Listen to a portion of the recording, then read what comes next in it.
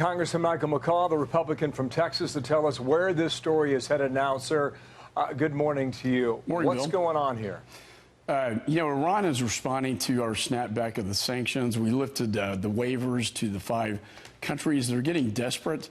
When the waivers were lifted in early May, within a week, they started these attacks both on our embassy in Iraq, to the Saudis, these 4 tankers and now 2 tankers. And this is the most provocative, the one we're seeing right now in that video. This was clearly an IRGC vessel, and now they're trying to cover up the evidence, going back to try to take these mines off the hull of the ship so that we couldn't catch them in the act. But the good thing is, Bill, we have great surveillance over there, and we see everything they do. Yeah, here's the foreign minister out of Tehran, said the following in a tweet, sir. I'll read it for our viewers now. The U.S. immediately jumped to make allegations against Iran without a shred of factual or circumstantial evidence. Only makes it abundantly clear that the hashtag B team is moving to Plan B, sabotage diplomacy, including by Shinzo Abe out of Japan, and cover up its economic terrorism against Iran. They're making the case that they've been provoked. How do we respond to that, sir? Well, the Iranians lie. The evidence is very clear. In fact, when the Japan prime minister was meeting with the Rouhani and the Ayatollah, they actually attacked a Japanese-owned vessel. One of the ships, a Panamanian one, I believe, was owned by a Japanese company, which is a real act of provocation. We are there. Our mission there is not to be aggressive into Iran. Our mission there is to defend the region and our allies. Remember, the Straits of Hormuz control a good percentage of the oil that goes out to the world. And I think what the Iranians are trying to do here is to strike back. They know they're being weakened. The sanctions are crippling them. And this is their retaliatory response against that, is to attack vessels in the Persian Gulf and try to take down energy tankers. And so we can't idly sit back and let this happen. They need to know that we're there. And we sent in aircraft carriers. I call them 100,000 tons of diplomacy. And this cannot stand. We invite them to come to the table and negotiate with us to stop this aggression. Well, the president just last hour said we'll talk with them. I don't know if that's going to happen or not.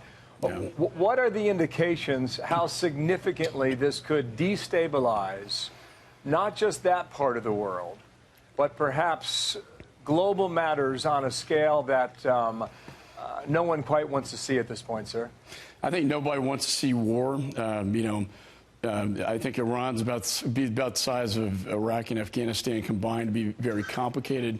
We do have military strategies that we look at, but I think that overall war is not an option we seek. We want an international coalition to bring Iran to the table, to stop its terrorism, stop its ICBM capability, stop its uranium enrichment, which they have now boasted they have quadrupled since this May announcement. So, yeah, it is escalating, Bill. I can't be, I have to be honest with you, but it's important that they know that we're strong and we're not going to let them get away with this.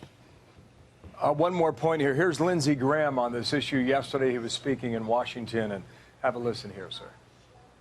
Bottom line is it shows a desire by Iran to be more provocative, not less. I would applaud the administration for calling them out, and we need to put more pressure, not less. If they actually did this, this would be a major provocation that should be answered with a major response. That's a similar answer that you just gave there a moment ago, sir, but I'm just wondering, the final moment we have here about trying to drive them to the table, what incentive does Tehran have now to speak with Washington unless they are economically squeezed to the point where there is such massive pressure on the regime that they must talk? In the end, is that the end game? That is the end game. I think the maximum pressure campaign is the end game, to put so much pressure with the sanctions to drive the Europeans away from consumption of their energy. Energy is 40% of their economy, almost half of it. And if we drive the sanctions home hard and we starve them of cash, as they are right now, and Hezbollah is starved of cash, we put our aircraft carriers and our weapons in the region to deter this aggression, then I think they could potentially come to the table. But we are dealing, Bill, with the Ayatollah. And the Ayatollah is not a rational man. The Islamic Republic of Iran has always been the biggest, largest sponsor of terrorism in the world. These events have ramped up quickly, it would appear, to the outside public. Sir, we'll see where they go from here. That surveillance video could certainly change things as the world, governments all over the globe get a chance to see that. Sir, thank you for your time. Michael McCaul.